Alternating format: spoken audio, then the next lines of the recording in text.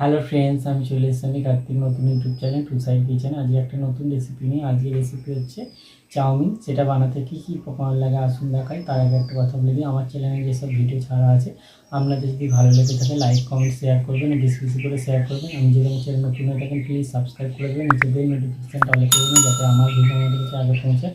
তাই চলুন চাউমিন রেসিপিটা বানাতে কী কী উপকরণ লাগে আসুন দেখাই।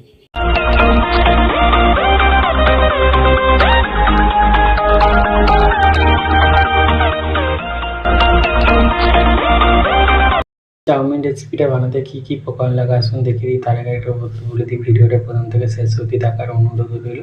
তাই চলুন রেসিপিটা শুরু করি। এখানে চাউমিনটা আমি আগে সিদ্ধ করে নিয়ে ঠান্ডা জল দিয়ে সাদা তেল মাখিয়ে রেখেছি। তাই চলুন রেসিপিটা শুরু করি। গ্যাসটা জ্বালে কড়াই তেল দিয়ে দিয়েছি। এবার ডিমটা যেটা ফাটিয়ে নিয়েছি ওটা দিয়ে দেবো।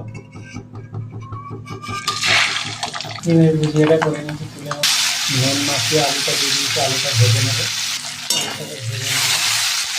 আলুটা হালকা করে ভেজে নিয়েছি। পেঁয়াজটা দিয়ে দেবো। পেঁয়াজটা হালকা ভালো করে ভেজে নেবো। এই তেলের উপর দুটো বাদাম দিয়ে দেবো। বাদামটাকে ভেজে নেবো একটু। বাদামটা ভেজে নিতে বাদাম আলু পেঁয়াজ ভালো করে ভেজে নেবো। সেদ্ধ করে তেল মাখানো চাউমিনটা দিয়ে দেবো।